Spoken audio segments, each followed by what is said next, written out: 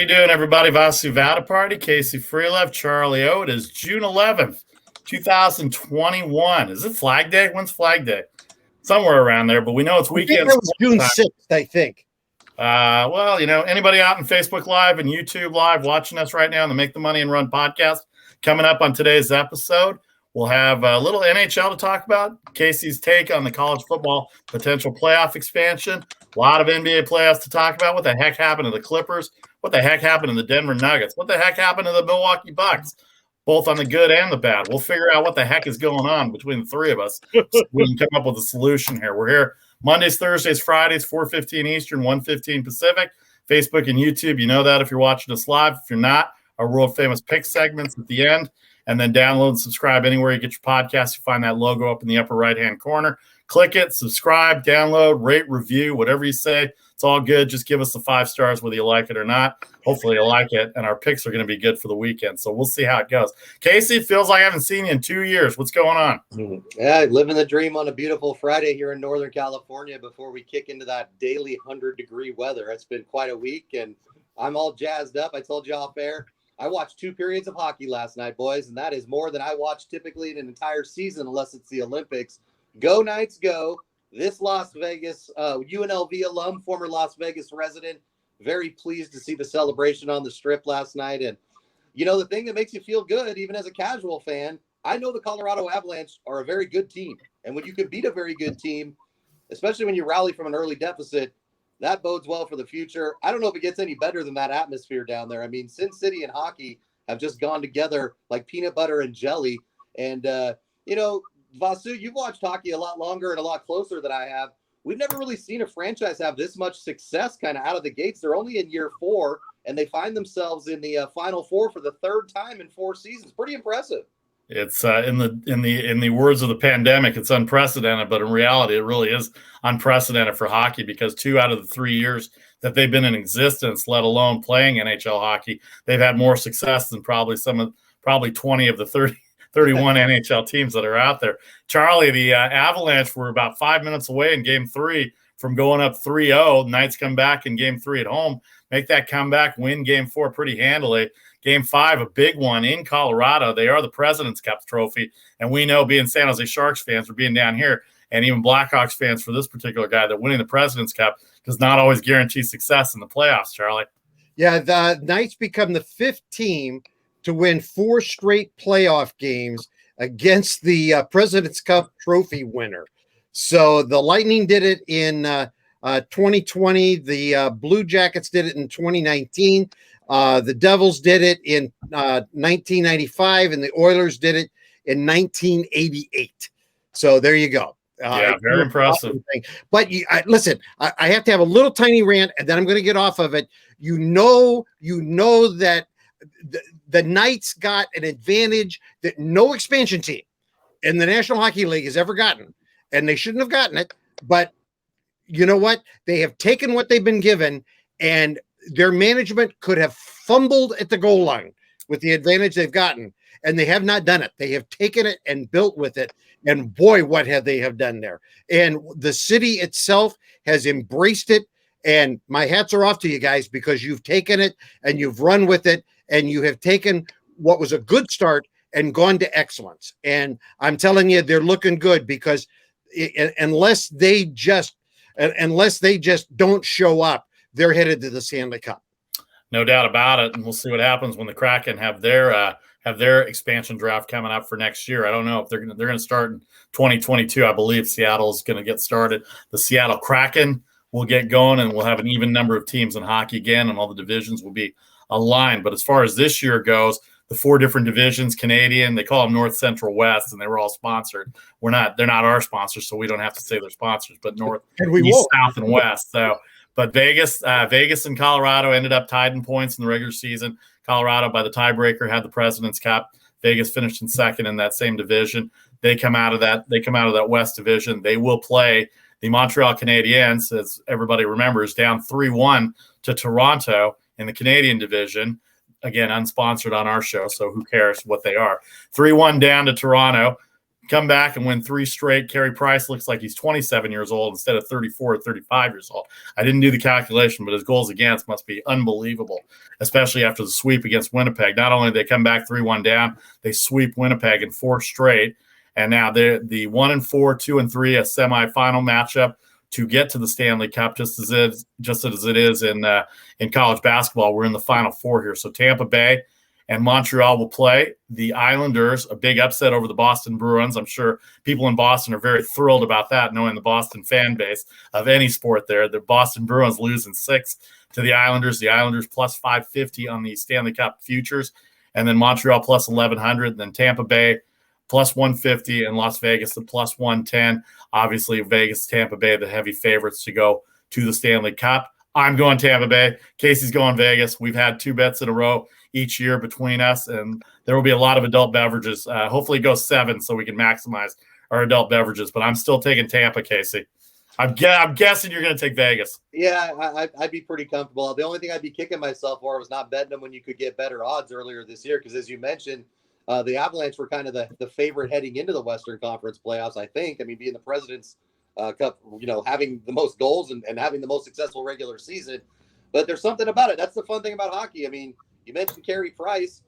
It reminds you of back when Patrick Waugh did it with the same Montreal team in 1993. They had no good players. They had the best goalie in hockey. They won a bunch of overtime contests, and they hoisted the cup. So I guess it's still anybody's to win, but I feel like we're going to get 2 markets that you never would have thought would have hockey probably meeting up for the right to hoist Lord Stanley's Cup, and we wouldn't have it any other way. This is part of embracing the future, Vasu. You and I always joke on my radio show about how we're getting too old for all these rule changes, but new markets, fresh blood, and it's kind of cool. You got a traditional team in Montreal, then you've got the brand new blood with the Lightning are relatively new, and Vegas is brand new. All right, game 1. Go ahead, Charlie. And it's hard. You can't really put any history here in this series between Montreal and Vegas, because the last time they played each other was on Halloween 2019. Okay, so I mean, okay, all right. What does that mean? And all time in their series, Vegas is 5-1, and they've gone to overtime 3 times, and the Knights won all 3 of those. So, but again, when you haven't played since 2019, you can kind of throw all of that out. So it's really going to be interesting. I think this is kind of one of those, you feel out game 1 and 2, and then you jump in and start wagering. Vasu Vaddiparty, Casey Freelove, Charlie O, the Make the Money and Run podcast. Big weekend of sports, starting with the NHL. We usually don't start with the NHL, but since Casey's Vegas Knights started, I figure we give him a bone here once in a while since he's in such a good mood. Game 1 on Saturday afternoon, Tampa Bay minus 200 against the Islanders, 5.5. The total there, Tampa Bay with Vasilevsky. Their goaltender has been playing really well. They ended up beating Carolina 3-1 in their series. And, of course, the upset, the Islanders taking out the Bruins 4-2. Big underdog odds if you had the New York Islanders taking out the Boston Bruins. How you doing, Boston, today? Please tune into our show every week. And then Las Vegas on Sunday night, 255 versus Montreal. Las Vegas, the 1 seed, Montreal, the 4 seed, Tampa 2, and the Islanders 3, just as would be in college basketball. Montreal, 5.5 goals. 5.5 goals seems like a lot with Carey Price and Marc-Andre Fleury right now. But, boy, the way Vegas is scoring goals at the rate they're going. I know they had empty net goals last night, but still, 5.5 might be a lot for that game. I'm not sure Montreal can keep up scoring-wise. Hustle and grind people from Canada, they can chime in on this and let us know what they think about that, because they've only got one team to root for now, and it ain't their teams. It ain't Edmonton or Calgary or Toronto. I'm sure Toronto's very happy to see the Montreal Canadiens go in as well, too. How you doing, Joe Madden and Tammy Parsons? Love the show. No, Toronto is not happy. That's what I'm saying. I said I'm sure Toronto's really happy. Is it my accent? Did you forget my sarcasm voice there, Charlie, all of a sudden for 30 years? I thought maybe you had a stroke, is what I thought. Well, God forbid. Hold on here. We don't need to go there. We've got too much bad stuff going on there. Anyway, game 1. So, Casey, Las Vegas, Montreal. You've seen a little bit of Montreal. You've watched Vegas. 255. Is that too high for game 1? It is for a game 1, especially considering how well the goalie that they're going against is played. I think if I had to play one out of all of these, I'd be most comfortable with Tampa Bay. My second choice would probably be the under. They set that 5.5. It's kind of like when they set it at 7.5 in baseball to kind of get you to think, because it's always such a damn difficult line to figure out. Typically those games end, either 4-3 or 5-3 when you're talking Major League Baseball. So I could see this one being a 4-2 contest or a 3-2 contest. And I like Chuck's theory on that. If you're going to be playing playoff hockey, maybe let the series get a little flow, considering these two teams haven't seen each other and we don't really know what to expect. The one thing you can expect is probably excellent goaltending across the board, because also you mentioned the Islanders, they wouldn't be there without successful goaltending either. It's a fun thing. You got the Northeast, you got the Southeast, you got the far, far north with Montreal, and then the entire Western United States represented by Las Vegas. I think if you're the NHL coming out of last year's kind of quiet bubble-like playoffs, you got to feel pretty good. You're going to get eyes on this. People are excited, and I would speculate, maybe we talk about this next week, that ratings are going to be in a really good place. Ratings will be in a good place. Charlie, go ahead. And guys, one of the things that I appreciate about the NHL is that now I know that their overall audience isn't as big as the NBA and MLB, but they don't care that it's Montreal, Las Vegas, and the Islanders and Tampa Bay, because they're not locked into that it has to be LA, New York. I mean, I know the Islanders, but the Islanders are out on the island. They don't count them as New York. They're not in Brooklyn yet. One more year, they'll be in Brooklyn. You know, so they don't believe that it has to be one of the big four cities in order to be successful and to be a great Stanley Cup. And hockey fans don't believe that. And I really appreciate that about them.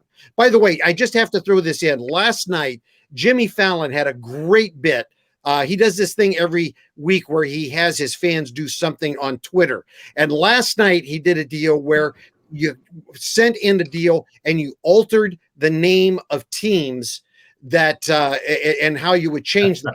So the first one up was somebody sent in and you changed it, and they changed the name to the San Jose Loan Sharks. Well, I'm going to change Las Vegas to the Las Vegas Boogie Nights. There you go. Yeah. So very nice. Very nice on that. Well, it's going to be interesting. I'm rooting for Tampa Bay. Obviously, I lived down there the year I was living down there. They won their first Stanley Cup. The Rays have been to the World Series in 2008, the two different times I've been down there. Of all the cities we've been to, I've not been to Montreal. I've been to Toronto a lot. Let's talk about Las Vegas, how many times we've been there this year, just opposed to last year. Tampa Bay, I lived there, so I've been to 3 of the 4. The island, I've been to the island as well. I've not been to Montreal. Casey, how many cities have you been to? Obviously, Las Vegas. You been to New York? I've not been to New York. I've not been to Montreal. I had an excellent day at Busch Gardens back when they were still serving you 2 beers at a time before things got out of hand in the early 2000s. So I have an affinity for Tampa, and don't be surprised when this hair turns gray if you don't see me as a resident of that fine city. I do there'll be legal sports wagering there too. Plus, there'll be legal sports wagering there. One Tom Terrific. So, I'm a fan. Charlie, when he moves to Florida, High Lie will be on the board. He'll be a fan. He'll break it all down. Are they still playing High Lie? Oh yeah, they are down there. Oh man, because I know they killed it in Tijuana. I used to go to Tijuana to watch the High Lie, and I used to wager on that down there. But they took down the Fontan, so they don't have that anymore. Charlie, you been to all these 4 cities? I've been to 3. I have not been to Montreal. Okay, but Montreal's beautiful. I have some friends that used to make an annual trip every year to go see the Expos play. And actually, you know what? I've been to Montreal. I forgot when my mom came over from India. My dad was at Ohio State. He drove all the way across, and they went to the Expo '68 in Montreal after I was born. Do you remember? All I can tell you. How old were you? Less than a year, probably. Okay. Well, that doesn't count. But I've been there. That's the whole point. Now I have to root for them sometime, depending on who my bet is. All right, we'll take a break. We wanted to start with hockey. We're going to get deep into the basketball, deep into Major League Baseball. I've been to all 4 cities, everybody on Facebook and YouTube Live. I just don't remember one of them. And the other one I probably don't remember either when I was really drunk in Vegas. But I've been to all 4. I can guarantee that. All right, back in 30, a lot of NBA, a lot of Major League Baseball. Thanks to everybody on Facebook Live and YouTube Live. Download, subscribe anywhere you get the podcast if you miss it. Our world famous picks at the end of the segment, at the end of the show. Last 10 minutes of the show, we'll have our picks for today and for the weekend as well. This is the Make the Money and Run podcast, a full house in today. Back 30.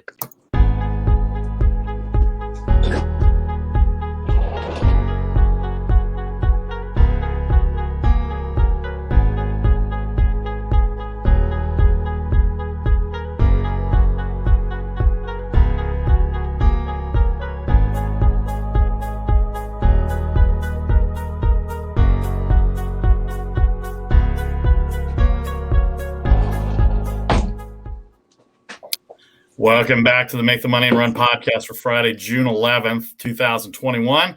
A full house as usual for Friday. Vasu Vaddiparty, Casey Freelove, Charlie O. Thanks to everybody on Facebook. We got some views out there today. We'll say hi to everybody as soon as we get, if there's any comments or any questions, feel free to send it to us to any of our Facebook pages, on our email at MTMAR Podcast, on Twitter, anywhere that you can find the logo. Please feel free to send it. All right, before we hit basketball, I wanted to hit this, Casey. Charlie and I talked about it a little bit yesterday. College football playoffs going to expand from 4 to 12. I mean, it's not like a slight increase. I mean, they're going balls to the walls here, for lack of a better phrase. 4 to 12, the top four get a bye. And I was under the assumption, and Charlie could probably answer a little bit better. If I don't know how much you read on it, but I thought it was going to be the Power 5 conferences and a wild card, and then they were going to take the highest 6 teams from there to make the 12. That's the way I understood it. But Charlie says, no.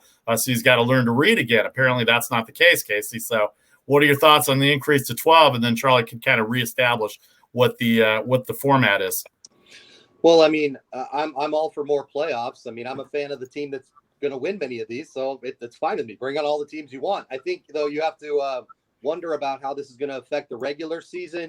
Does this mean perennial SEC contenders like Auburn, LSU, and Florida can't schedule these directional schools like they like to do, or the Citadel, or what other team has no business being down there playing them?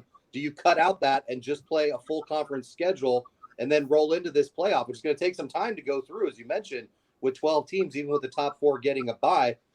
My biggest takeaway from everything I read yesterday, because I was engulfed by this story, is this little wrinkle where they're talking about Notre Dame being ineligible for a bye because they're an independent and they can't be a conference champion. Look, as much as we hate on Notre Dame and as awful as they've performed in every playoff they've been in, they're still the Fighting Irish. They have a powerful fan base. They are a good program, a top 10 program, not a top 5 in my opinion. But Chuck, that's going to be a problem with people in the Midwest, because they're going to be like, well, what? So Ohio State, Clemson, and Alabama are there every year. Notre Dame's typically that other team that has a chance to get slotted in it as it is now. And now you're going to penalize and make the Irish, even if they're undefeated, play an extra game. I see a lot of problems with that. And one more point here. I love 12 because, look, I went to school in the Mountain West. Oftentimes they would have a Boise State come and have a great season, maybe lose one game that kind of tanked them. Why not have some fun with a good program? Like, say it's Georgia against Boise State in the first round. There's nothing wrong with that. And if you don't think you're going to get eyes on that, I hearken back to Boise State against Oklahoma in one of the greatest games ever played down there in Glendale. Yeah, absolutely. Now, guys, here's just quickly, because this starts to get like tax code after a while, okay, because it's new. But I read that every night. It's a good mystery movie. Yes, exactly. It's how you go to sleep. The sixth highest ranked conference champions would go in. Okay, so that's all conferences. The 6 highest ranked conference champions would go in. And then the next 6 would be the highest ranked teams as determined by the selection committee. So then it would become like the basketball tournament. Okay, so then we can really argue. I mean, there's going to be some bar fights over those guys going in at that point going in. So that's how that would work. Casey, to your point about Notre Dame, I think ultimately what this becomes, I think this becomes the ultimate push to get Notre Dame in a conference. Yep. Because Notre Dame would get, I mean, you got to figure that they're going to be high ranked. They would wind up with a game at home in that wild card round, in that first round. So everybody at Notre Dame and in South Bend would love that, except it's going to be miserable weather, because the weather, they're in the snow belt, and you're likely to have terrible weather in South Bend that time of the year. But I think this is really what the College Football Alliance wants, is they're going to shoehorn them into a conference. Now, I think what the ACC wants is they want them to come in there. What football really wants is they want them in the Big Ten. Absolutely. Because that's really where they belong, because they're right in the heart of that. That has been where they've been de facto Big Ten for the last 50 years. But I really think that's what they're going to do. What they're trying to do by this is they're trying to force them in. By the way, the AD from Notre Dame was on the committee that put this all together. Right. So he knows that too. So I think this may be his excuse to finally say to the Notre Dame fans, hey, look, we don't have a choice. We've got to join a conference. Now, if I could take a quick shot here, by the way, don't get mad, folks, in 3-4 years when you've got a rematch of the SEC championship game in the national championship game. And I don't even think I'm overstating anything. Would you be shocked if it wasn't Alabama, Georgia part 2, or however it lines up, whether it's a Florida year or Jimbo's got Texas A&M playing better?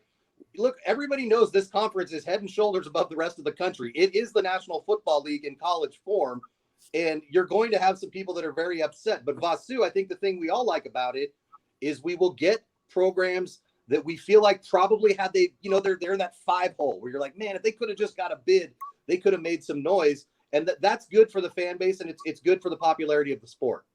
The only thing I worry about, and it's the NCAA, when it was 48 teams and then it went to 64, and then now because everybody's saying we're 65, 66, 67, 68, they added the 4 teams for the play-in. I know it's all a money grab for the playing games, but now we're at 12. How many more years down the road where somebody's 13, 14, 15 going to complain and say that we're better than 1 to 12 from that standpoint? Now, I understood. Maybe I misunderstood when Chuck said it yesterday. The top 6 conference ranked teams. That doesn't mean they're going to be the conference champions. That just means they're the higher ranked teams. So there could be some teams in each of those conferences that are going to get kind of out of it as well too. Am I reading that right, Charlie? That way? Yeah. What's going to happen is the 6 highest ranked conference winners will go in. Okay. So for instance, let me give you an example on that. The Pac-12, if that would have happened last season, the Pac-12 would have not had a team in the championship round. Okay.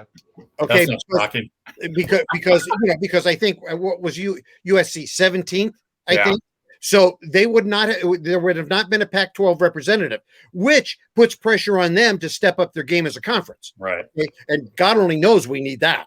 Okay, because that conference has been riding a donkey for a long time. So that's good. But then the next 6 teams would be basically at-large teams that would be selected by the committee.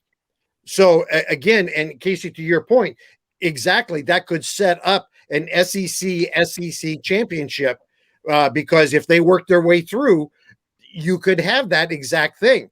And then we can have bar fights over it because, how did that happen? Well, that's what we want. That's exactly what we want. And that's what this sets up to be. Now, the other controversy is if you go through a conference where you have a conference championship, you could wind up playing 17 games. That's too much. And everybody's going, and I agree with that. It's an NFL schedule. These are college kids. Well, and Vasu, that's my concern. Right. That is my concern. You say you're committed to academics, and all of a sudden you're throwing these kids out, and you're looking at a 17-game schedule. I have concerns about that, and I think you have to look at the possibilities of cutting down that regular season.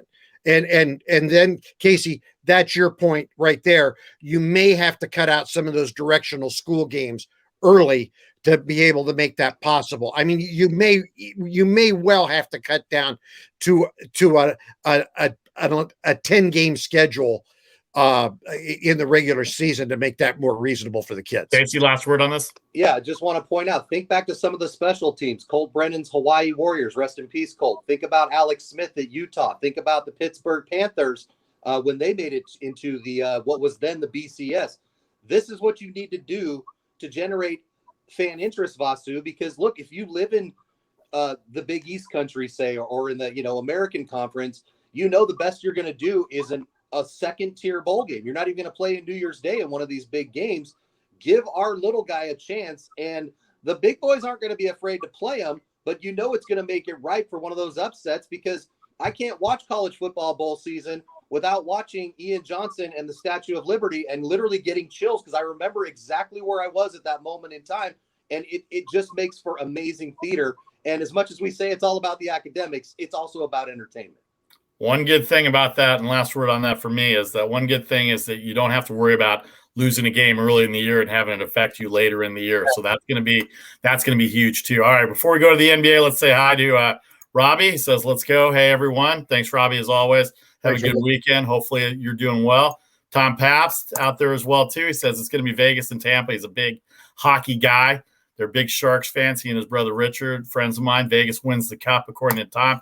And also liking our post, Tom, as well as David Ferguson. So we appreciate everybody on Facebook Live and on YouTube Live as well. Right now, again, download and subscribe if you missed any of it. All right, what a night in the NBA. Tonight we've got 2 games. The Denver Nuggets. Jim Cosmore, our friend Jim Cosmore, said he didn't think Denver was going to get past the second round. And based on the way they played the first 2 games, they probably will not get past the second round based on how these games have gone for the poor Nuggets. Jokic, the MVP. He looked tired the other night. I think the team looked tired a little bit. That was a tough series with Portland, Casey. They're down 0-2. They host Phoenix for game 3. They're still a favorite tonight. We'll get to the lines in a second. In fact, we'll put that on the ticker right now at the bottom. Denver down 0-2 to Phoenix for game 3. Sixers and Hawks are 1-1 after that awful game 1 defensively for Philadelphia. Came back in game 2. It was a close game for a half. Philadelphia's defense turned it on, and then the Clippers will host Utah on Saturday. They're down 0-2. They played garbage last night. They shot 34% or something like that. And then Milwaukee and Brooklyn, it was 1985 all over again, Charlie. 86-83 for a 237 total over and under game. 86-83. Not good shooting, flat shooting. Everybody looked tired. Giannis finally did what he was going to do, Casey, as far as driving to the hole, feeling and dunking on people, which is what he's good for. But you got to foul him. You got to put him on the free throw line. He's still having trouble at the free throw line. Where do we go from here with the Utah 2-0 and Brooklyn 2-1 before we get to tonight's game, Casey? As let me start with the Bucks. That's the most disappointing win that I've seen in the playoffs so far. You're up 30-11 after the first quarter, and you let Brooklyn storm back minus James Harden.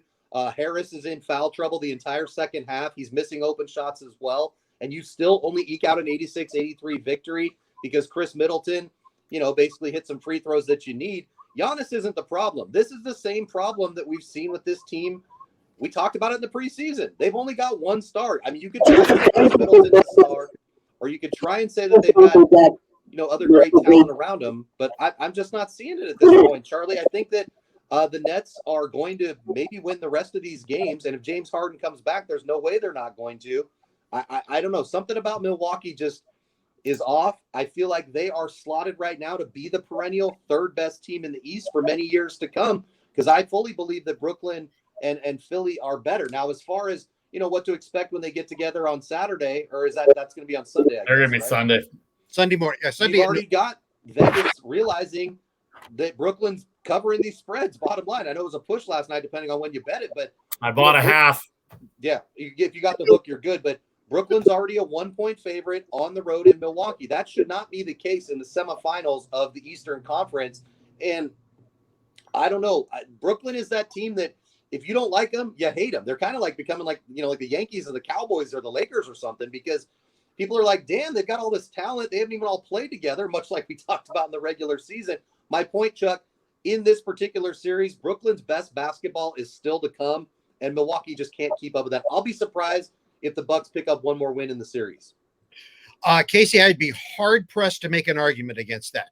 I mean, last night you had 2 players for Milwaukee score 79% of their points.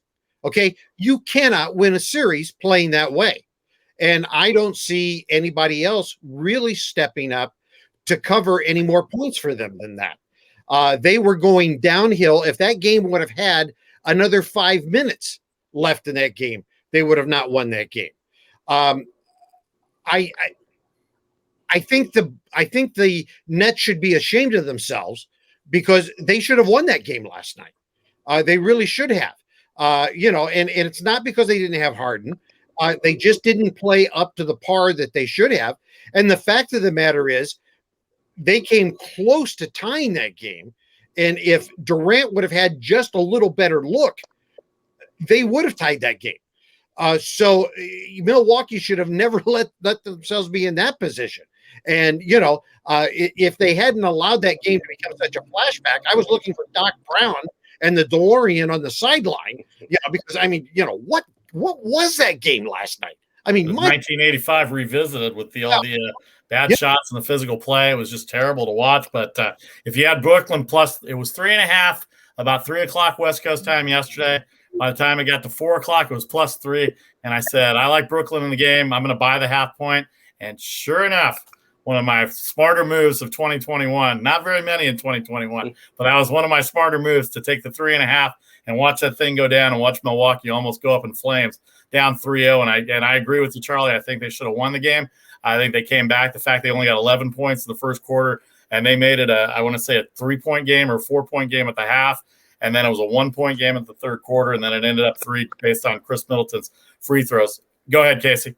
Just one more point, guys. Not that he needs more appreciation, but to watch Kevin Durant at the highest level, there's almost no words. I mean, I love his game. I dislike the way that he's navigated his career, and that's okay. You know, he went for the money. He got the championship. But, I mean, Charlie, it is literally almost, I don't want to say Jordan-esque, but you look at the Bucks, you're like, there's not one guy on this team that can guard him. And if he wants to do what he's going to do, if Harden's there or not, he's like, I don't care. I'll pick up the slack. And then when you add Harden those extra points, it's just this is not the team that's going to be able to stop him. There's one team left that can stop him, and I know we'll talk about that series in a little bit. Yeah, it is amazing. You know, somebody I'm not sure who said it yesterday. You know, Durant probably won't win an MVP from here on out the rest of his career, because he's at an age where he probably, you know, he's probably going to become a 60, 65 game a year player from here on out, because he's smart enough to know that where they need him is the playoffs. Well, he's healthy, he's happy, and he's ready to play, and he's making it count right now in the playoffs. We'll see how they start to value the regular season again. If I read the news today, they're going to restart the season back in October and get back on a normal schedule. So October to April, maybe that helps out with this load management. You don't have to impact 4 games in 5 days like they did before. So the NBA games tonight, before we get to break, let's break it down a little bit. Philadelphia 1.5, according to the latest odds, 224.5. I had the over the other night at 224. Did not get there. They were low scoring in the first quarter. Second quarter, the halftime score was 112 from the over-under standpoint. And Philadelphia had a big lead, let Atlanta come back a little bit. Atlanta's got good shooting. Bogdanovich has played well this series, as has Trae Young, obviously. But they've got at Capella. I think Capella has actually done really well. I think he's neutralized Embiid a little bit, because Embiid will get his points. But Clint Capella, very underrated center. He blocks shots, and he can run up and down the court with anybody in the league. So 1.5, 224.5 for Philadelphia. Denver down 0-2. They obviously need this now. 1.5, 223. The over-under. Phoenix's defense is really good. I'm kind of liking the under in that game, but I'm not sure if Phoenix will win. This will be Denver's shot. It could be all or nothing tonight. Well, it is all or nothing for Denver tonight. And then tomorrow, the Clippers are tomorrow night, 4 and 223. They need that game, obviously. Utah without Mike Conley the first 2 games. I'm not sure if he'll be back or not, but Joe Ingles has played pretty well in that starting role. And Clarkson, the only guy to score off the bench for Utah, and what a game it was. And then the aforementioned Brooklyn -1 on the road, 229 after being a 3.5-point underdog at home. I'm sorry, Brooklyn will be at home. No, they're at Milwaukee. That's right. They're at Milwaukee. Brooklyn, a road favorite at -1, 229. Basically, I think that line, Casey, came up from the fact of how fast Brooklyn came back in that game yesterday against Milwaukee. It's exactly it. And they know that the public is cashing money on the Brooklyn Nets, and that wasn't supposed to happen. They've definitely gotten their revenge with these unders, because I'm sure all 3 of us were chuckling as we got to halftime last night, realizing this total was in the 230s. Get the hell out of here. This game is going to be garbage time, low scoring, and that's exactly what it turned out to be. Let's focus on the other game going on. We were just talking about the Suns and the Nuggets, Chuck, because there's a lot of problems in Denver. Obviously, not having Jamal Murray is like having the second best player on your team, which is a problem. Michael Porter's back issues have plagued him all the way back to when he only played a couple of games at Missouri and basically knocked himself out of being a top 5 pick. He looks like he's struggling a little bit as far as his health and maybe the wear and tear of the season. Tonight, though, I do expect Denver to play their hardest fought game of the playoffs. And here's the reason why. Jokic is going to be awarded the MVP trophy. They're in Denver. The crowd is going to be in a frenzy.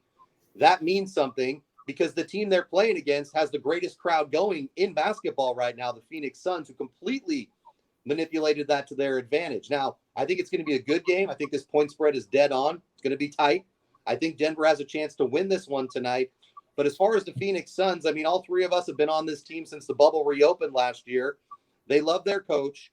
His mind, as far as the way he's rotating in personnel, unparalleled right now as far as anybody else coaching in these playoffs. And the fact that Chris Paul isn't at 100% shows you how dangerous, Chuck, this team could be. I mean, we could be looking at the Western Conference champions. They're that good right now. Yep. Here's what I got to say. 26-1. 26-1. 26 assists to 1 turnover. Chris Paul. I'm a bit.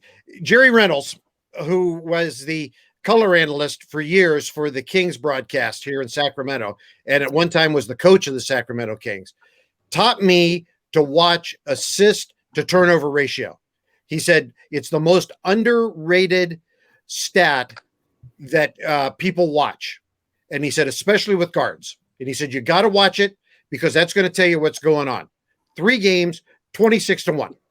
And I'm going, wow. Or 2 games, 26-1 is that ratio right now with Chris Paul. And I'm going, okay, here we go. That's it. There we go. What more do you need to know? The guy is on flipping fire.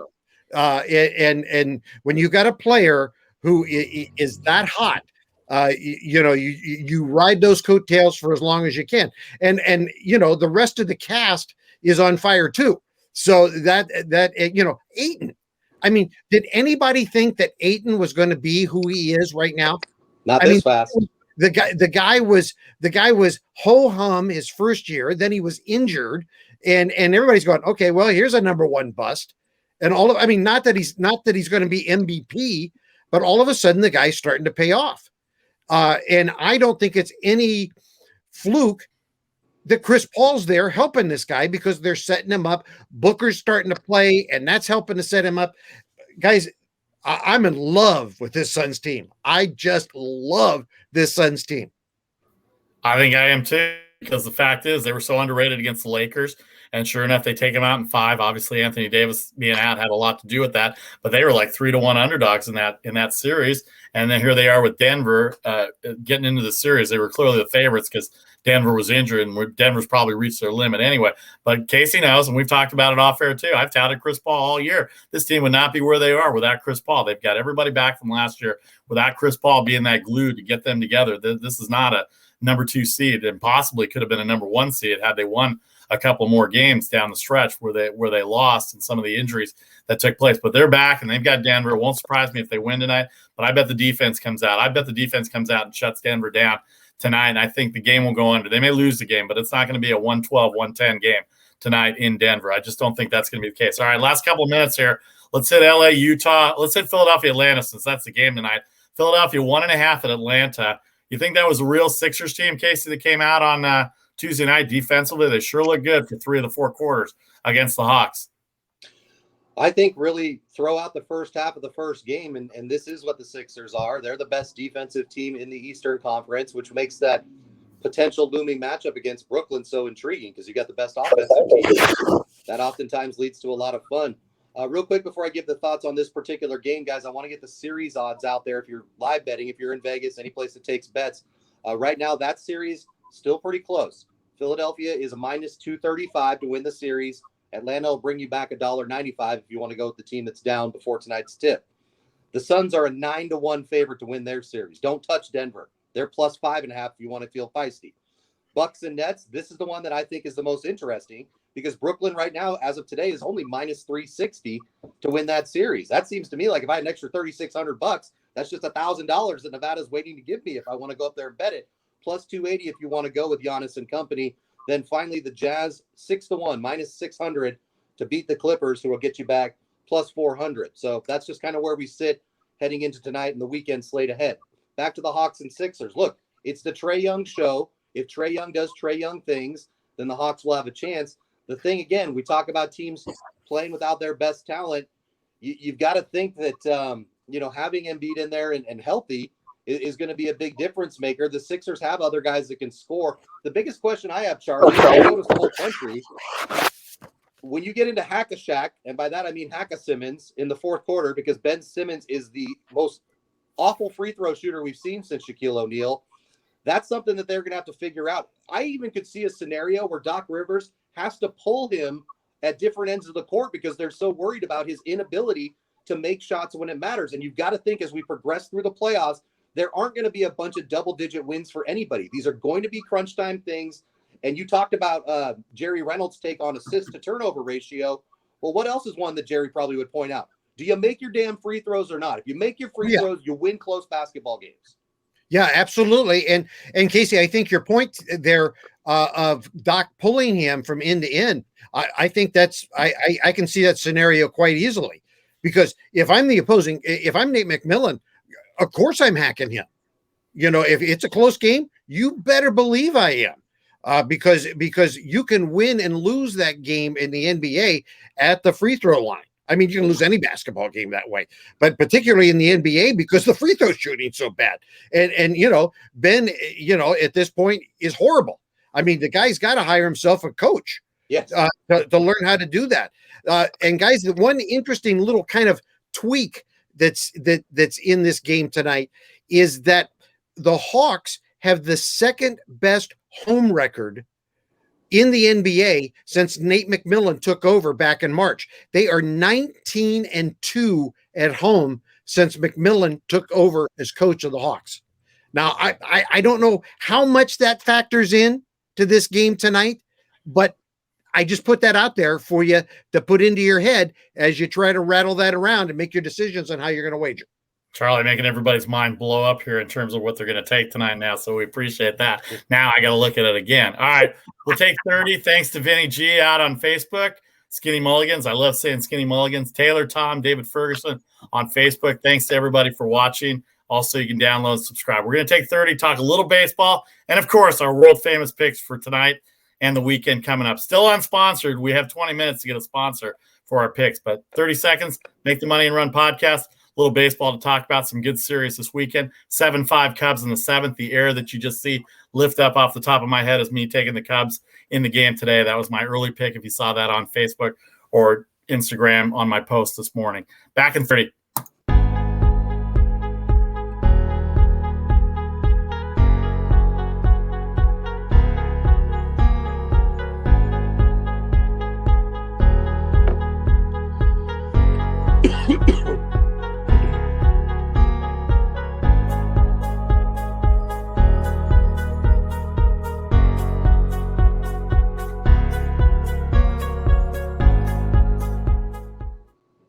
Welcome back to the Make the Money and Run podcast. Vasu Vaddiparty, Charlie, O, Casey Freelove.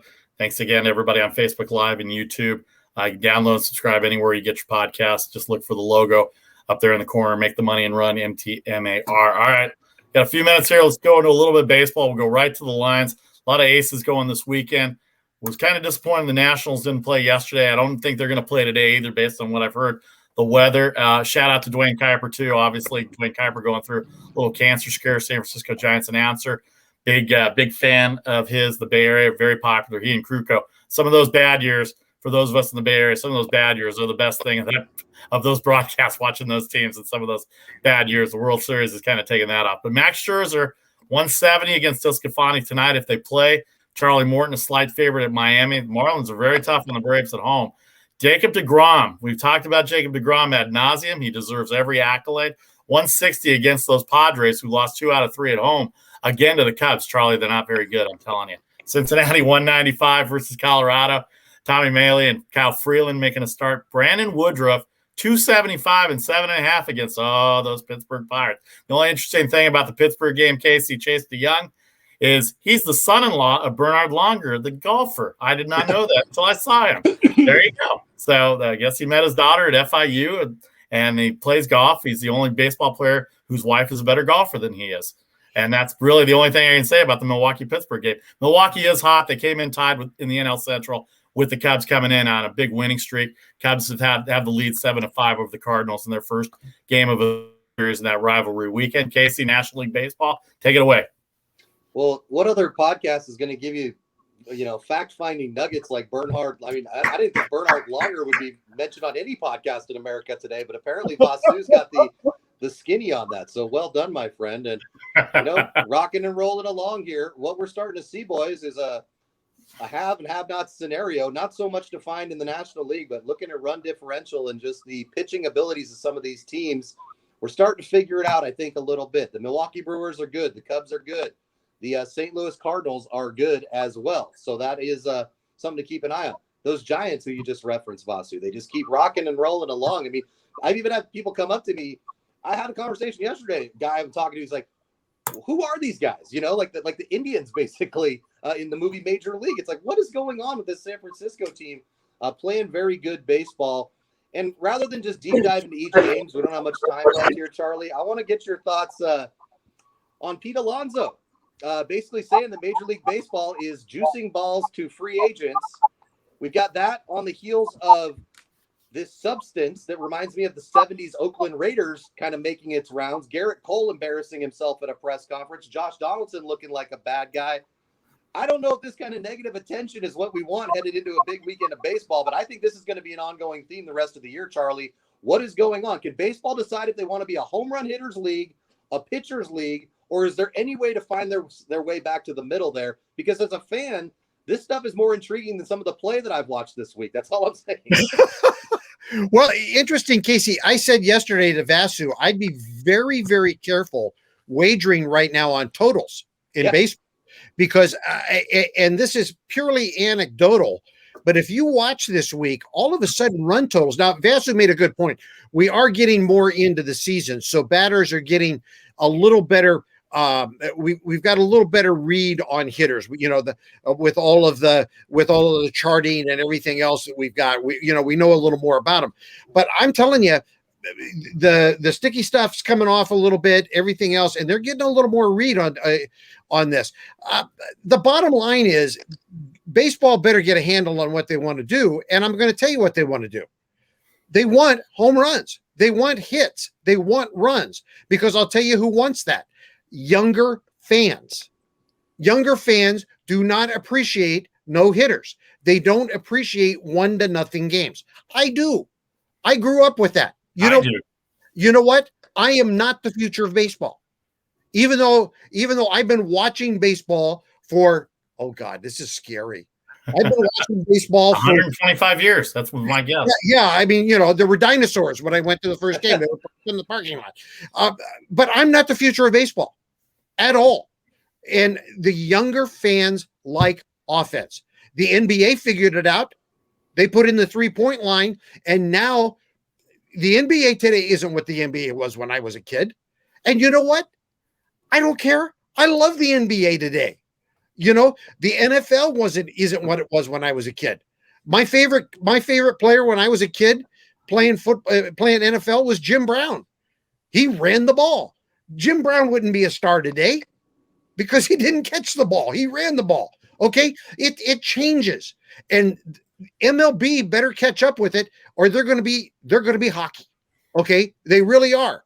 So, they better figure out that people want to see offense. So, this thing about, oh, well, we got to protect the hitters because the ball will be slick. People, they rub those balls up with Mississippi mud every game. Okay. The home plate umpire rubs up 144 baseballs with Mississippi mud. If they think the balls are a little too slick, use a little more mud, because those balls aren't plain and slick. They rub them up. So they can rub them up and rough them up a little more. This thing about the baseballs are too slick and they need to use stickum to protect the hitters is crap. All right, Vasu Vaddiparty, Casey Freelove, Charlie O, the Make the Money and Run podcast. National League games we talked about a little bit. The American League, Tampa Bay is still leading baseball with victories. They've got Baltimore in for 3, so that win total should go up. Keegan Aiken for Baltimore. Chicago, Lucas Giolito, they lost to last weekend to Scooble, but he's a $1.59 favorite on the road. The Indians and Mariners, a good matchup. Cleveland 4.5 back of the White Sox. Seattle in 3rd place in the AL West behind the Astros and the A's. How about the series the Astros had in Boston? I know they lost yesterday, but those bats are coming alive. To Casey's point about only 13 teams of the 30 are 0 or plus in run differential. Offense is still not there yet, but strikeouts, walks, and home runs are creating some of that offense, but they need to step it up. 9.5 the total in Boston for Toronto with Garrett Richards and Ross Stripling. Based on the last 2 days, 9.5 ain't going to be enough tonight, guys. Houston and Minnesota. Yeah, Houston and Minnesota. Urquidy and Bailey Ober, a switch for Matt Shoemaker at about 11 o'clock West Coast time. Bailey Ober, the rookie, heralded rookie for Minnesota, $1.40 for Houston, 10.5 the total. And then we've got a couple of more American League games to go to. Oakland, who lost last night to Kansas City. Charlie called that with Montas. I'm not a fan of Montas. $1.29 against Brady Singer has been pretty good for Kansas City. The Angels have Ohtani going into National League Park, so he's going to hit tonight at Arizona against Merrill Kelly. And then in the interleague, who's laying 320 on the Dodgers tonight against the Texas Rangers? 7.5 the total with Clayton Kershaw and Fulton Evans. Maybe the over in that game at night in LA. I don't know, but let's talk about a little bit of the games here. What are you looking at weekend, Casey, in terms of what interests you in baseball? Every year, the Dodgers have a game like this where the line is so insane that you almost have to bet the Rangers run line and just figure LA will win by 1. I think of a game against the Braves a few years ago when I think it was Bud Norris pitching for Atlanta when he was having some real struggles. And he was a plus like 280 against Kershaw. That game ended up being a 1-run 4-3 victory for LA. So my advice, as I give every week, if it's over basically 200, you probably don't want to be messing with it because it's too hard to make up those units with your bankroll. Either way, though, fun to watch Kershaw play. The Dodgers are rounding into form. They're 19-10 at home. Texas, the second worst road record as far as I know, 9-23 away from that brand new beautiful ballpark. So I'd stay away from that one. Look, the A's are hot. They still won 6 out of 8. They're on a 9-game homestand. They swept the Diamondbacks in that 2-game set. And I think Cole Irvin is kind of an X-Factor type pitcher. I don't really even know where to slot him as far as what I think of him. You know, it could be a bullpen game is my point there. So I think that's a decent series as well.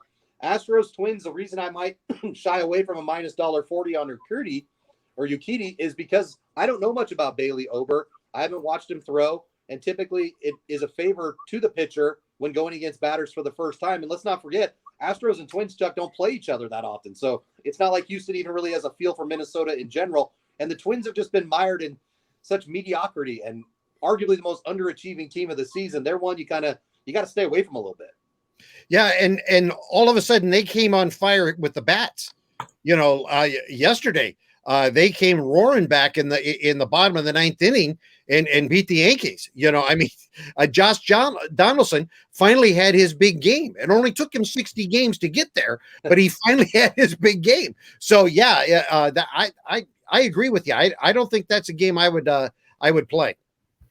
No doubt about it. All right, lots of baseball going on. We'll review the weekend. I'm looking forward to some of the aces going this weekend. DeGrom and Snell tonight. The total 6 in that game. Scherzer. Interesting stories about Max Scherzer. Too many to tell right now. It may go tonight, depending on the weather. Lucas Giolito, Ohtani, Kershaw, all go Friday, and then weekend matchups. Kevin Gausman has really turned his year around as well, too. 7-0. One note, the doubleheader for tomorrow will be a 7-inning game. Not happy by my network as far as the Nationals and Giants go. So you may get 2 games for the price of 1 tomorrow around 7 Eastern, 4 o'clock, depending on how fast that 7-inning game goes. If it's an hour and a half, get ready for Cubs Cardinals in about the 3rd inning at 6-6 at Wrigley. Yes, that's basically the way it's going to go. I'll be there. Red-eye flight tonight. All right, world famous, unsponsored. Come on, sponsors. Let's get with it. Pick segment on Make the Money and Run. Our Friday picks or weekend picks. Casey, I'm going to start with you. We haven't seen you in a while. How your picks doing, and what do you got tonight and over the weekend? Well, a rousing 2-2 on the week. So, hey, at least I didn't lose you money, I guess. I've had better weeks, but I'm feeling pretty good today. Look, the public's all over the Hawks plus 1.5. Charlie laid out why you want to be careful about this series, but I am going to ride with the Sixers. I feel like they're rounding into form. They're getting healthier, and as long as they figure out that they do have to pull Ben Simmons, then they're going to be okay. That's the bottom line in situational basketball. So give me the Sixers. It was -1 when I got it. It's up at 1.5. I'll take it anything under 2, in my humble opinion. Ohtani in the desert tonight in a National League Park, meaning he's going to pitch, he's going to hit, and the Angels are going to win. Because I watched the Diamondbacks play the A's. That team is, wow. I wish we would have known before the season just how horrific they were going to be, because we'd be making a whole lot of money betting against them. Give me list the pitchers -$1.35. Dodgers, Rangers, under 8. I'm telling you, 4-3 is going to be the final. LA will win you your minus 320, but Texas will cover the run line. So give me the under 8 there. And then tomorrow, look, it's do or die for the Clippers. They actually can shoot free throws. They've underachieved through this series. I'm taking them on the money line minus $1.08. Still unsponsored, but let's give them winners this weekend. All right, I went 2-1 yesterday. I won the NBA and I lost stinking Astros. Every time I pick the Astros, they kill me. Which is another reason why I hate them. So, but here we go. In baseball, Colorado versus Cincinnati.